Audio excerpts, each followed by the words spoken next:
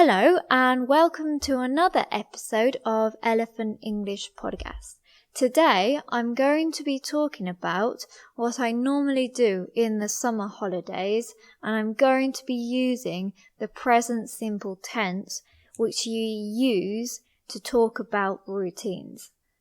As I'm a teacher, I have around 2 months off in summer. School breaks up at the end of June and I start my holidays at the beginning of July. 2 months is a long time, so I like to plan what I want to do each summer. If I don't plan it correctly, summer is over quickly and I don't get to do the things that I wanted to do. At the start of the summer, I usually stay in England for a few weeks to visit my family. Although I live in England, I don't see my family often, so I make the most of the holidays to go and spend time with them. I go to the seaside to visit some members of my family, as they live on the coast. At the seaside, there are a lot of things to do, not only going to the beach. Traditional seaside towns in the UK have a pier, which is a long structure that is on the beach that you can walk on or sit on to see the beach from above.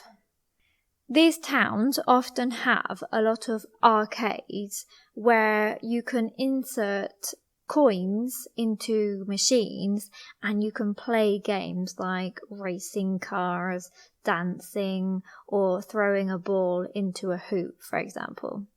These are very entertaining, especially on rainy days when you can't go to the beach.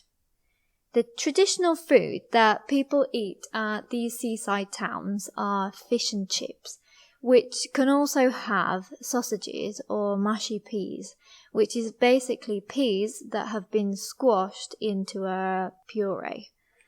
I don't like fish, but I enjoy having some chips, sausages and mushy peas after a long walk along the beach. A lot of people that go to seaside towns stay in caravans, which are called trailers in the United States. They are basically like small apartments and have 2 or 3 bedrooms. Some are very basic and cheap, whereas others can be more expensive and luxurious. This just depends on how much holidaymakers want to spend on the caravan and their accommodation. After spending time at the seaside, I like to travel abroad. I always travel to countries in Europe because the journey is shorter and it's much more comfortable. I enjoy visiting different areas of Spain and France as they both have great weather, tasty food and beautiful beaches.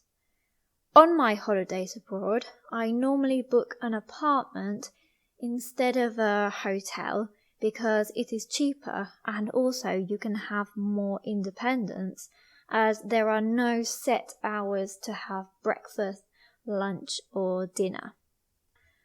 I tend to book an apartment that has a communal swimming pool and is in walking distance to the beach because these are the main places where I will spend most of my time on holiday. On my most recent holidays, I've tried scuba diving and stand-up paddle, and I've enjoyed them a lot. I love to spend time in the sea, since it's something that I can't really do back in England. I like to do cultural activities too, such as going to museums or visiting historical towns or cities.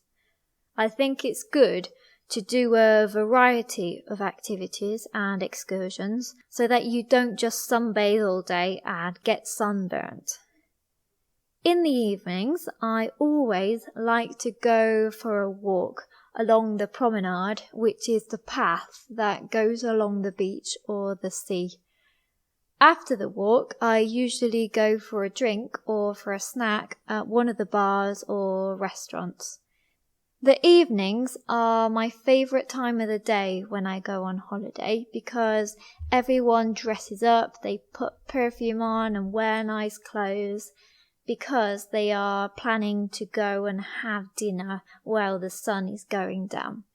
It might sound silly, but I have very special memories of these type of moments.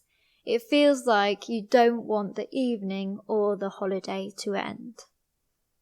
When I come back from my holiday abroad, I usually stay at home for a few weeks to prepare for going back to work. I don't like it when I get back from a holiday and I have to start work the following day. I prefer to have some relaxing time at home before going back.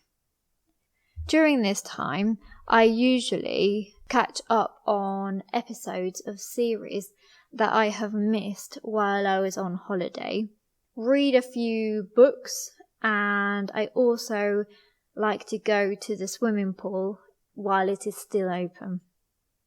On the last days of August, I always prepare materials that I'm going to use for teaching that year. I also like to declutter everything that I have on my phone and my laptop, and I delete files, images and videos that I won't be using that year. In a strange way, September is like starting a new year for me, so I like to start my year by being organized. So, in today's video, we've talked about what I normally do in my summer holidays. If you have enjoyed this video, please like it and subscribe to my channel. I've made some activities based on the topic of this video, and you will find this along with a transcript in the description box below. Thank you very much for listening, and I'll see you in the next video.